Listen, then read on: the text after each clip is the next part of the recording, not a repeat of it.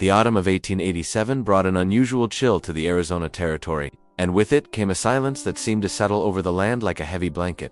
In the small frontier town of Copper Ridge, nestled between red mesas and endless stretches of desert, life moved with the predictable rhythm of survival that defined the American West. But in the shadows of this bustling settlement, where merchants hawked their wares and cowboys spent their wages on whiskey and cards, a young Apache girl named Aiyana was slowly disappearing, not into the desert that had once been her home, but into herself. At 17, Aiyana possessed the kind of ethereal beauty that should have made her impossible to ignore. Her long black hair caught the sunlight like strands of obsidian, and her dark eyes held depths that spoke of ancient wisdom and profound sadness. Her movements carried the fluid grace of her people, each step deliberate and silent, as if she were still walking the sacred grounds of her ancestors rather than the dusty streets of a town that barely tolerated her presence.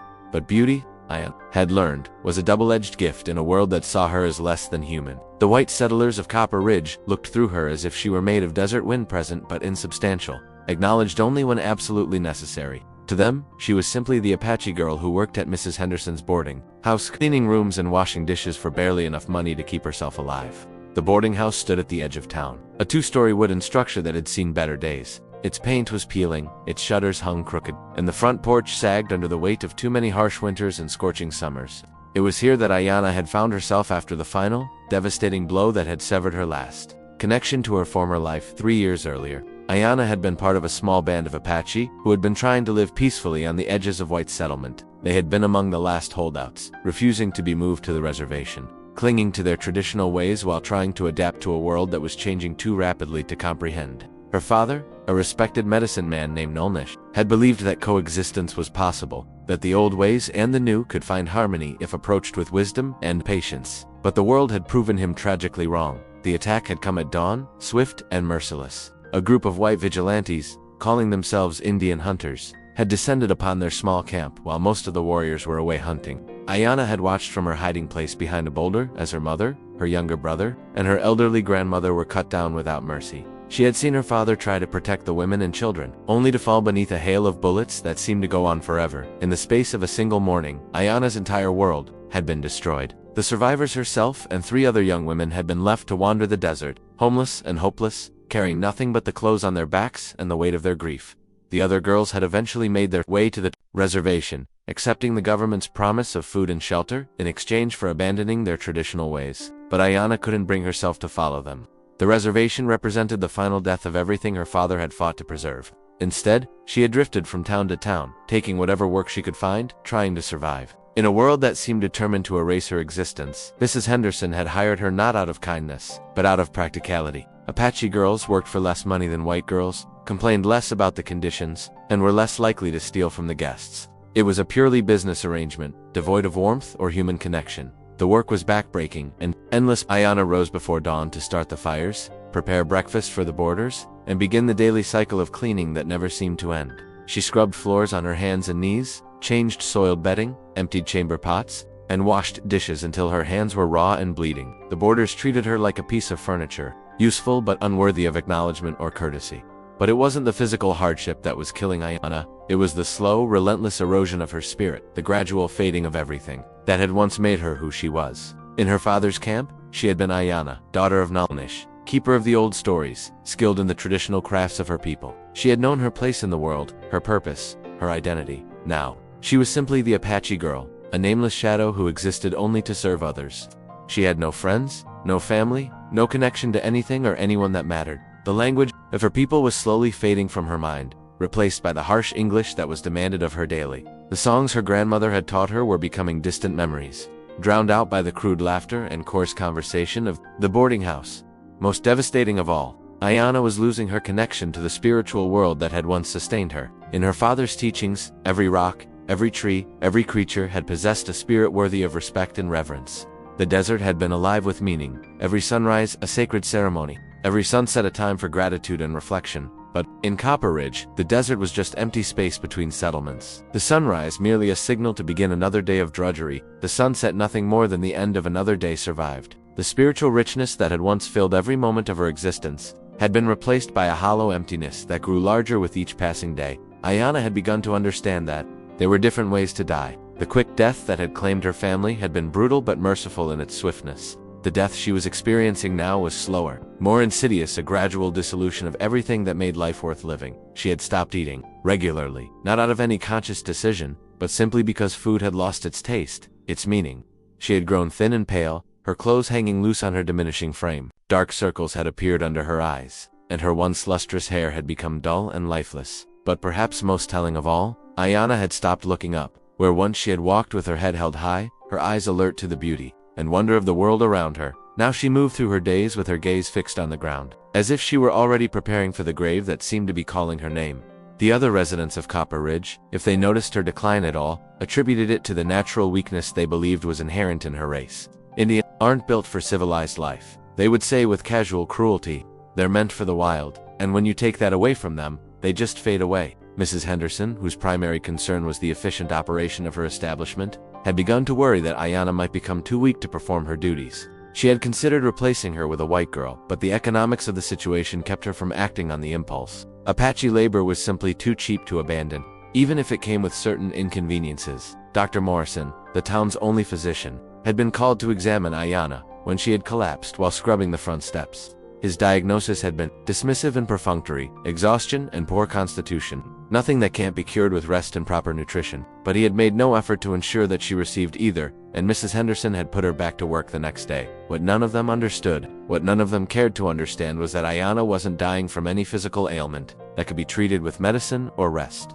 She was dying from a spiritual starvation that was slowly consuming her from within. She was dying from the absence of purpose, of connection, of hope. She was dying from the terrible isolation of being the only one of her kind, in a world that had no place for her. On the evening that would change everything, Aiyana was sitting on the back steps of the boarding house, staring out at the desert that stretched endlessly toward the horizon. The sun was setting, painting the sky in shades of orange and purple that reminded her painfully of the sacred ceremonies of her childhood. She was so thin now that her bones showed clearly through her skin, and her breathing had become shallow and labored. For the first time in months, she allowed herself to think about her family, about the life she had lost. She remembered her mother's gentle hands braiding her hair, her father's deep voice telling the old stories around the evening fire, her little brother's laughter as he chased lizards through the camp. The memories were so vivid, so precious, that they brought tears to her eyes, the first tears she had shed in over a year. As she sat there, lost in her memories and her grief, Aiyana made a decision that surprised her with its clarity. She would not continue this slow death, this gradual fading away. If she was going to beyond, she was increasingly certain that she was. She would do it on her own terms. In the desert that had been her first home, under the stars that had witnessed her birth. She would walk into the desert tomorrow night, after her work was done. She would walk until she could walk no more, and then she would lie down under the vast sky and let the spirits of her ancestors carry her home. It would be a death with dignity, a death that honored the traditions of her people, a death that would reunite her with those she had lost. The decision brought her a peace she hadn't felt in years. For the first time in months, she slept deeply and dreamlessly, unaware that fate was already moving to intercept her plans. 20 miles outside of Copper Ridge, on a ranch that sprawled across thousands of acres of high desert, a man named Thomas McKenna was fighting his own battle with isolation and despair. At 35, Thomas had built one of the most successful cattle operations in the territory, but success had come at a price that was becoming increasingly difficult to bear. Thomas had come to Arizona Territory 10 years earlier, fleeing memories of the Civil War that had left him scarred in ways that went far deeper than the physical wounds he carried. He had thrown himself into the work of building his ranch with the desperate intensity of a man trying to outrun his own demons. He had worked 18-hour days, slept little, and spoken to no one unless absolutely necessary. The ranch, which he had named Esperanza Spanish for hope, had become both his sanctuary and his prison. It was a place of stunning beauty, where red mesas rose like ancient cathedrals against the endless sky, where hidden springs created oases of green in the midst of the desert's harsh grandeur. But it was also a place of profound loneliness, where the only sounds were the wind through the canyons and the distant lowing of cattle. Thomas employed a handful of Mexican vaqueros who were skilled at their work but kept a distance from the taciturn American who paid their wages. They respected him as a fair employer and a capable rancher, but they had learned not to expect friendship or conversation beyond what was necessary for the operation of the ranch. The isolation had begun to take its toll on Thomas in ways he was only beginning to recognize. He had started talking to his horse, carrying on long conversations as if the animal could understand and respond. He had begun to drink more than was wise, not enough to interfere with his work, but enough to dull the edges of his loneliness. Most troubling of all, he had started to question whether the life he had built was worth the effort it required to maintain. On this particular evening, as Aiyana was making her decision to walk into the desert, Thomas was standing on the porch of his ranch house, looking out at the same sunset that was breaking her heart with its beauty. He was thinking about the letter he had received that morning from his sister in Missouri, begging him to come home for Christmas, to reconnect with the family he had abandoned in his flight from the past. The letter had stirred up emotions he had worked hard to bury. It had reminded him of the man he had been before the war, before the things he had seen and done had changed him in ways that seemed irreversible. It had made him wonder if isolation was really the answer to his problems, or if it was simply another form of slow death. As he stood there, wrestling with questions that had no easy answers, Thomas had no idea that his life was about to intersect with that of a dying Apache girl in ways that would transform them both. He had no idea that tomorrow would bring a choice that would force him to decide whether he was ready to live again, or whether he would continue his own slow fade into nothingness. The desert stretched between them, vast and seemingly empty, but it was already beginning to weave the threads of their separate stories into a single tapestry of redemption and hope. What will happen when their paths finally cross? Don't miss the next chapter to discover how a dying girl and a lonely rancher found salvation in each other. Like and subscribe. The morning sun cast long shadows across the desert floor as Thomas McKenna rode out to check on his cattle in the far pastures of Esperanza Ranch. It was a routine he had followed for years, but today something felt different. There was a restlessness in him that he couldn't quite name, a sense that the carefully ordered world he had built around his solitude was about to be disrupted in ways he couldn't imagine. His horse, a sturdy bay gelding named Cisco, seemed to sense his rider's mood. The animal moved with unusual alertness, ears pricked forward, nostrils flaring, as if scenting something on the wind that Thomas couldn't detect. They had been riding for over an hour when Cisco suddenly stopped, his entire body tensing with an alertness that made Thomas reach instinctively for the rifle in his saddle scabbard. "What is it, boy?" Thomas murmured, scanning the landscape ahead for any sign of what had caught his horse's attention. At first, he saw nothing but the familiar terrain of red rock and sparse vegetation. But then, near a cluster of Palo Verde trees that marked one of the few reliable water sources on this part of his land, he spotted something that didn't belong, a small, dark shape lying motionless in the shade. Thomas urged Cisco forward, his heart rate increasing as the shape resolved itself into the form of a young woman. She was lying on her side, curled into herself like a child seeking comfort, her long black hair spread across the red earth like spilled ink. Even from a distance, Thomas could see that she was Apache, and that she was either unconscious or dead. As he dismounted and approached her, Thomas felt a complex mix of emotions. The Apache had been at war with the white settlers for decades, and many ranchers in the territory would have seen a lone Apache as a potential threat to be eliminated rather than helped. But Thomas had never shared the casual racism that infected so many of his neighbors. His experiences in the war had taught him that suffering was universal, that pain recognized no boundaries of race or culture. Kneeling beside the girl, Thomas could see immediately that she was alive, but barely so. Her breathing was shallow and irregular, her skin pale beneath its natural bronze tone. She was so thin that her bones showed clearly through her clothes, and her lips were cracked and bleeding from dehydration. It was clear that she had been walking in the desert for some time, probably through the night, and that she was very close to death. Miss Thomas said softly, not wanting to startle her if she was conscious. "Can you hear me?" Aiyana's eyes fluttered open at the sound of his voice, but it took several moments for her to focus on his face. When she did, Thomas saw something in her dark eyes that hit him like a physical blow, a depth of despair so profound that it seemed to pull at his own soul. These were the eyes of someone who had given up, who had walked into the desert not seeking rescue but seeking an end to unbearable pain. "Water," she whispered, the word barely audible. Thomas immediately reached for his canteen, supporting her head gently as he helped her take small sips. The water seemed to revive her slightly, bringing a bit of color back to her cheeks and clearing some of the confusion from her eyes. "What's your name?" Thomas asked, his voice gentle but urgent. He needed to keep her talking, to keep her conscious until he could get her to safety. "Aiyana," she replied, her voice still weak but clearer now. "Aiyana," Thomas repeated, liking the sound of it. "I'm Thomas. Thomas McKenna. This is my land, my ranch. You're safe now." At the word safe, something flickered in Aiyana's eye. Hope. Exactly. But perhaps a momentary suspension of despair. She had been so certain that she was going to die in the desert, so resigned to her fate, that the presence of another human being seemed almost surreal. She began, then stopped, unsure how to explain what she had been doing in the desert without revealing her intention to die there. "You were walking," Thomas said simply. "In the desert, at night. That's dangerous, especially alone." Aiyana nodded weakly. She could see that this white man was different from the others she had encountered. There was no disgust in his eyes when he looked at her, no casual cruelty in his voice. He was treating her like a human being, with a kindness she had almost forgotten existed. "Can you sit up?" Thomas asked. "I need to get you out of this, son. Get some more water into you." With his help, Aiyana managed to sit upright, though the effort left her dizzy and weak. Thomas could see that she was in worse condition than he had initially thought. This wasn't just dehydration and exhaustion, this was someone who had been slowly starving, slowly dying, for months. "When did you last eat?" he asked. Aiyana had to think about it. Time had become fluid for her in recent weeks, days blending into one another in an endless cycle of work and emptiness. "Yesterday morning," she said finally. "Maybe the day before." Thomas felt a surge of anger, not at her, but at whatever circumstances had brought her to this point. No one should be so alone, so uncared for, that they could waste away without anyone noticing or caring. "I'm going to take you back to my ranch," he said. "You need food, rest, medical attention." Aiyana shook her head weakly. "I can't pay you. I have nothing to give." "I'm not asking for payment," Thomas replied. "I'm offering help because you need it. That's enough."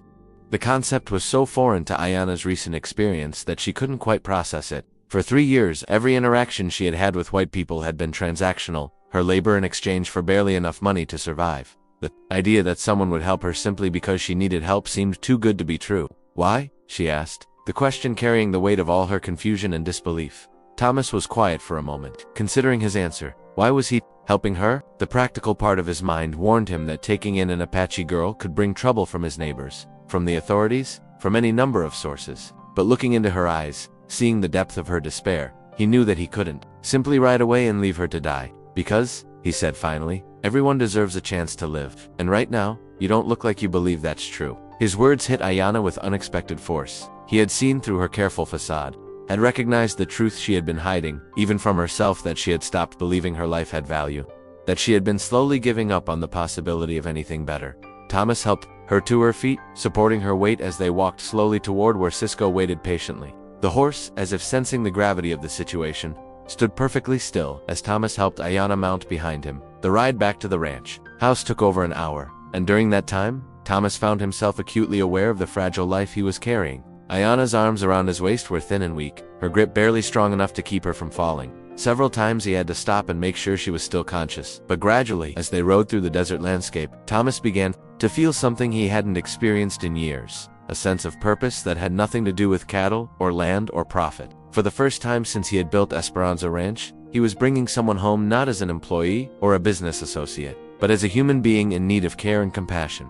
The ranch house came into view as the sun reached its zenith, a low adobe structure that seemed to grow out of the desert itself. It was a beautiful building, designed to stay cool in the summer heat and warm during the cold desert nights. But it had been built for a family that Thomas had never had, and for years it had felt more like a monument to his isolation than a true home. As they approached the house, Thomas's foreman, Miguel Santos, emerged from the barn. Miguel was a man in his 50s who had worked for Thomas since the early days of the ranch. He was one of the few people Thomas trusted completely, and his weathered face showed immediate concern when he saw the condition of the girl Thomas was carrying. "Patreon," Miguel said, hurrying forward to help. "What happened?" "Found her in the desert," Thomas replied, dismounting and then helping Aiyana down from the horse. "She's in bad shape, dehydration, starvation, exhaustion." Miguel's expression softened as he looked at Aiyana. Unlike many of the white settlers in the territory, the Mexican vaqueros had a more complex relationship with the Apache. There had been conflicts, certainly, but also periods of coexistence and even cooperation. Miguel saw in Aiyana not an enemy, but a young woman in desperate need of help. "My wife, she can help," Miguel offered. "Rosa, she knows about healing, about caring for the sick." Thomas nodded gratefully. "Send for her, please, and ask her to bring whatever she thinks we'll need." As Miguel hurried away, Thomas helped Aiyana into the house. The interior was cool and spacious, with thick adobe walls and high ceilings that provided relief from the desert heat. But what struck Aiyana most was the sense of emptiness that pervaded the space. This was clearly a house built for a family, but it felt as lonely as she did. Thomas guided her to a comfortable chair in the main room, then disappeared into the kitchen to fetch water and whatever food he could find. Aiyana sat in the chair, overwhelmed by the sudden change in her circumstances. Just hours ago, she had been preparing to die alone in the desert. Now she was in a beautiful house, being cared for by a man who had no reason to help her except basic human decency. When Thomas returned with a bowl of soup and fresh bread, Aiyana looked up at him with eyes that were beginning to show the first glimmer of something other than despair. "I don't understand," she said softly. "Why are you doing this?" Thomas set the food down on a small table beside her chair and pulled up another chair so he could sit facing her. "What don't you understand? Why you're helping me? I'm Apache. Your people, and mine, ... We're enemies." Thomas was quiet for a moment, considering her words. "Are we enemies, Aiyana? You and me? Personally?" She shook her head slowly. "I don't know you well enough to be your enemy." "Then maybe," Thomas said, "we can start there. Not as Apache and white, not as representatives of our people's conflicts, but just as two human beings who happened to meet in the desert. The concept was revolutionary to Aiyana, who had spent 3 years being defined entirely by her race, her otherness, her position as an outsider in white society. The idea that she could be seen simply as a person, without the weight of history and prejudice defining every interaction, was almost too much to hope for. As she slowly ate the soup Thomas had brought her, Aiyana began to feel something she had thought was lost forever, the possibility that her life might have value, that she might have a future beyond mere survival. It was a fragile feeling, easily shattered, but it was real. Thomas watched her eat, noting how she savored each spoonful as if it were a precious gift. He found himself wondering about her story, about what had brought her to the point of walking into the desert to die. But he didn't ask. There would be time for questions later, when she was stronger, when she had begun to trust that his offer of help was genuine. Rosa Santos arrived within the hour, a kind-faced woman in her 40s who took one look at Aiyana and immediately began fussing over her like a mother hen. She shooed Thomas out of the room, muttering in rapid Spanish about men who didn't know how to properly care for someone who is clearly dying of neglect. For the next several hours, Rosa worked with the focused intensity of someone who had seen too much suffering to be casual about relieving it. She bathed Aiyana gently, treating her emaciated body with the tenderness she would have shown her own daughter. She prepared herbal teas designed to restore strength and appetite, and she sat with her, speaking softly in Spanish and broken English, offering the kind of maternal comfort that Aiyana hadn't experienced since her own mother's death. As the sun began to set, painting the desert in shades of gold and crimson, Aiyana found herself in a clean bed in a comfortable room, wearing a soft nightgown that Rosa had brought from her own home. For the first time in months, she felt clean, fed, and safe. Thomas knocked softly on the door and entered when Rosa beckoned him in. The transformation in Aiyana was already remarkable. The immediate signs of dehydration and exhaustion had been addressed, and though she was still dangerously thin and weak, there was a spark in her eyes that hadn't been there that morning. "How are you feeling?" Thomas asked, settling into a chair beside the bed. "Better," Aiyana replied, and for the first time since he had met her, she smiled, a small tentative expression, but genuine. "Thank you, both of you. I don't know how to repay such kindness." "You don't need to repay anything," Thomas said. "Just focus on getting well." "And then what?" Aiyana asked, the question carrying all her uncertainty about the future. Thomas was quiet for a moment. He had been asking himself the same question all afternoon. What happened next? He couldn't send her back to whatever situation had brought her to the brink of death, but he also couldn't make decisions about her future without her input. "Then we figure out what you want to do," he said finally. "What would make you happy? What would give your life meaning? But first, you need to get strong enough to make those decisions." Aiyana looked at him with wonder. No one had asked her what she wanted in years. No one had suggested that her happiness might matter, that her life might have meaning beyond serving others. "I used to know," she said softly, "what I wanted, who I was. But I lost it all, and I forgot how to want anything except for the pain to stop." "Then, maybe," Thomas said gently, "we can help you remember." As he left her to rest, Thomas found himself thinking about his own words. For years, he had been living without wanting anything beyond the basic maintenance of his existence. He had forgotten how to hope, how to dream, how to believe that life could be more than just an endurance test. But something about Aiyana's presence in his house, about the simple act of helping someone else, had awakened something in him that he had thought was dead. For the first time in years, he was looking forward to tomorrow, curious about what it might bring. Neither of them knew it yet, but they had begun to save each other. How will Aiyana's recovery change both their lives? Don't miss the final chapter to discover the miracle that transformed a dying girl and a lonely rancher. Subscribe for more.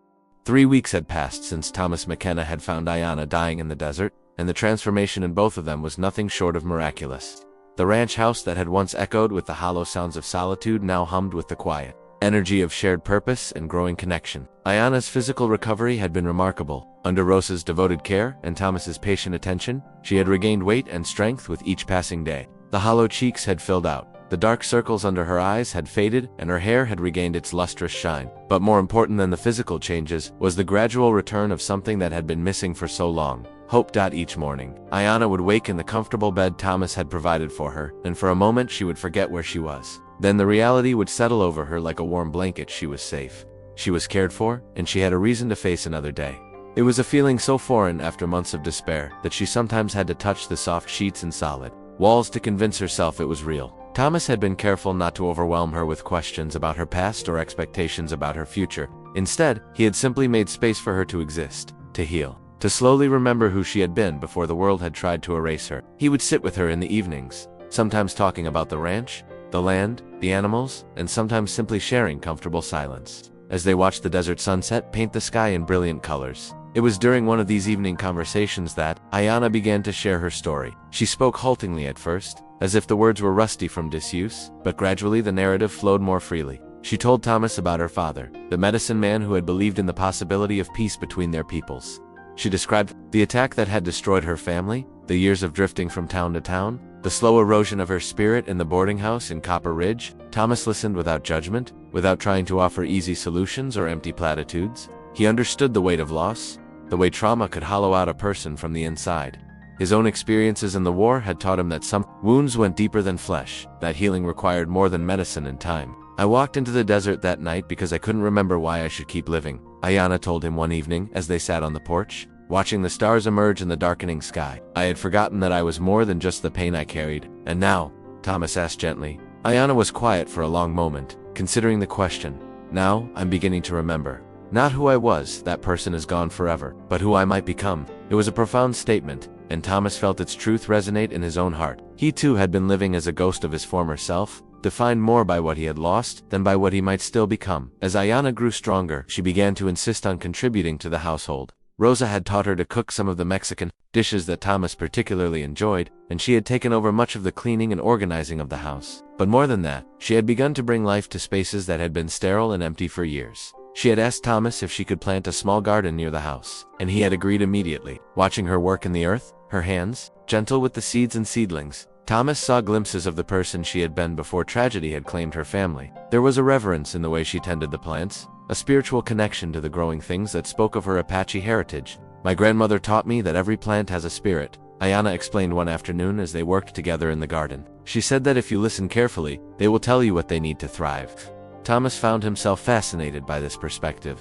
His own relationship with the land had been primarily practical: grass for the cattle, water for survival, shelter from the elements. But through Aiyana's eyes, he began to see the desert as a living entity, full of subtle beauties and hidden wisdom. She showed him plants he had never noticed before, despite years of riding across his own land. She taught him to identify the medicinal herbs that grew wild in the desert, to read the signs that indicated water or weather changes, to move through the landscape with the quiet respect that her people had always shown for the natural world. In return, Thomas shared his own knowledge of ranching, of the cattle business, of the practical skills that had allowed him to build a successful operation in the harsh environment of the Arizona Territory. But more than that, he shared something he had never shared with anyone: his own story of loss and isolation. He told her about the war, about the things he had seen and done that had driven him to seek solitude in the desert. He spoke of the nightmares that still visited him, the guilt that had eaten at him for years, the way he had used isolation as both punishment and protection. I thought if I stayed alone, I couldn't hurt anyone else, he admitted one evening, and no one could hurt me. But you were hurting yourself, Aiyana observed with the insight that came from her own experience with self-imposed exile. Yes, Thomas agreed. I was dying just as surely as you were, just more slowly. It was a recognition that marked a turning point for both of them. They began to understand that their healing was interconnected, that in saving each other they were also saving themselves. As the weeks passed, their relationship deepened in ways that surprised them both.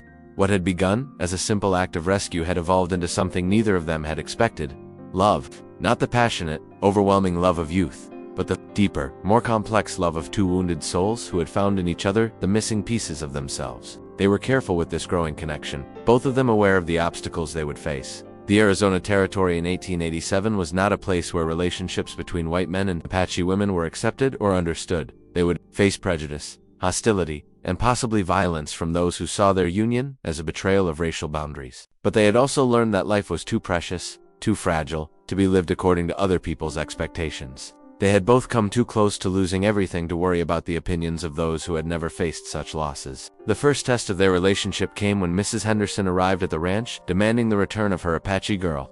She had heard rumors in town about Thomas harboring an Indian, and she had come to reclaim what she considered her property. She owes me money, Mrs. Henderson declared, standing on Thomas's porch with all the righteous indignation of someone who believed she had been wronged. Room and board, wages advanced. She can't just run off without paying her debts. Thomas listened to her demands with growing anger, but it was Aiyana who responded. She had been in the kitchen when Mrs. Henderson arrived, and she emerged to face the woman who had treated her with such casual cruelty. I owe you nothing, Aiyana said, her voice quiet but firm. I worked for you for months, cleaning your rooms, washing your dishes, scrubbing your floors. You paid me barely enough to survive, and you treated me like I was less than human.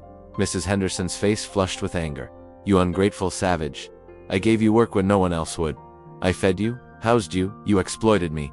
Aiyana interrupted, her voice growing stronger. You took advantage of my desperation, my loneliness, my grief. But I'm not desperate anymore, I'm not alone anymore, and I won't be going back with you. Thomas stepped forward, placing himself between Aiyana and Mrs. Henderson.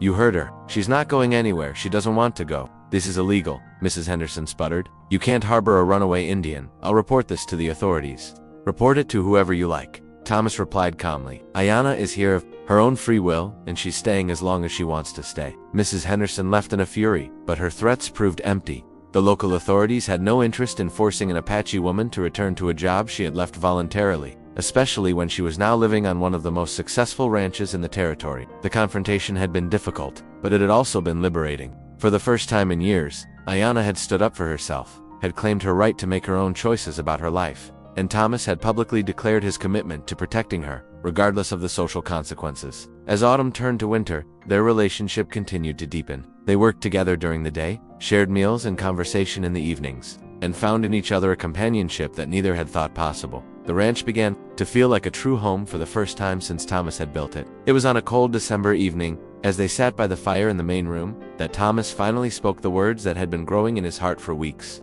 Aiyana, he said, taking her hand in his. I know this isn't conventional. I know there will be people who don't understand, who will try to make trouble for us, but I love you. I want you to stay here, not as a guest or an employee, but as my wife, my partner, my equal in all things. Aiyana looked into his eyes, seeing there the same love and commitment that she felt in her own heart. I love you too, Thomas, but are you sure? Marriage to me will make you an outcast in your own community. I've been an outcast for years, Thomas replied. The difference is that now I have a reason to be proud of it.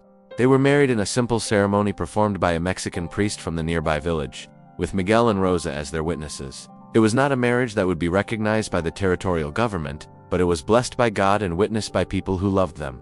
And that was enough.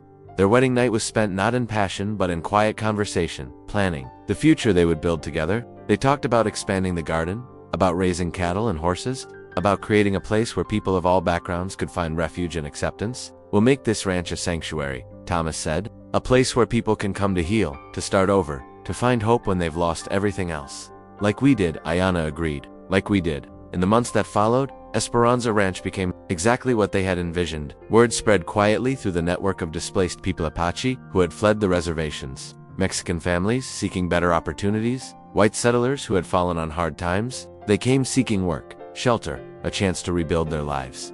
And they found in Thomas and Aiyana employers who treated them with dignity and respect. The ranch prospered under their joint management. Aiyana's knowledge of the land and its resources complemented Thomas's business acumen, and together they created an operation that was both profitable and sustainable. More importantly, they created a community where people of different backgrounds could work together toward common goals. Not everyone approved of what they were doing. There were threats, both subtle and overt, from those who saw their interracial marriage and their inclusive hiring practices as a threat to the established order. But Thomas and Aiyana faced these challenges together, drawing strength from their love and their shared commitment to building something better. One evening, as they sat on their porch watching the sunset paint the desert in shades of gold and crimson, Aiyana reflected on the journey that had brought them to this moment. Do you ever think about that morning when you found me? She asked. Every day, Thomas replied. It was the day my life began again. Mine too, Aiyana said. I was so ready to die, so convinced that my life had no value. I couldn't see past my pain to imagine any other possibility. What changed? Thomas asked, though he thought he knew the answer. You saw me, Aiyana said simply, not as an Apache, not as a problem to be solved or a burden to be carried, but as a person worth saving. You gave me a reason to live when I had forgotten that such reasons existed. Thomas took her hand, marveling at how different it felt from that first day when he had helped her drink water in the desert. Then, her hand had been weak and cold, barely able to grip his fingers. Now it was strong and warm, capable of hard work and gentle touch in equal measure. We saved each other, he said. Yes, Aiyana agreed. We did. As the stars began to appear in the darkening sky, they sat in comfortable silence. To people who had found in each other not just love, but redemption, they had learned that healing was possible, that hope could be rebuilt from the ashes of despair, that love could transcend the boundaries that society tried to impose. The Apache girl who had been dying in the desert had become a woman with purpose, dignity, and hope. The lonely rancher who had been slowly fading away in his isolation had become a man with a mission, a family, and a future worth fighting for. Together, they had created something beautiful from the ruins of their separate tragedies. They had built a life that honored both their pasts and their dreams. A sanctuary where love could flourish despite the prejudices of the world around them, and in the process, they had discovered one of life's most profound truths, that sometimes, the act of saving someone else is the very thing that saves us in return. A powerful story proving that love can heal the deepest wounds and that everyone deserves a reason to live. Like, if you believe in the power of compassion, subscribe for more incredible stories of hope and redemption, and share to inspire others with this message of love conquering all. Legal notice: this story is completely fictional and has been created solely for entertainment purposes. The characters, events, and situations described are products of imagination and do not represent real facts. Any resemblance to real persons or events is purely coincidental.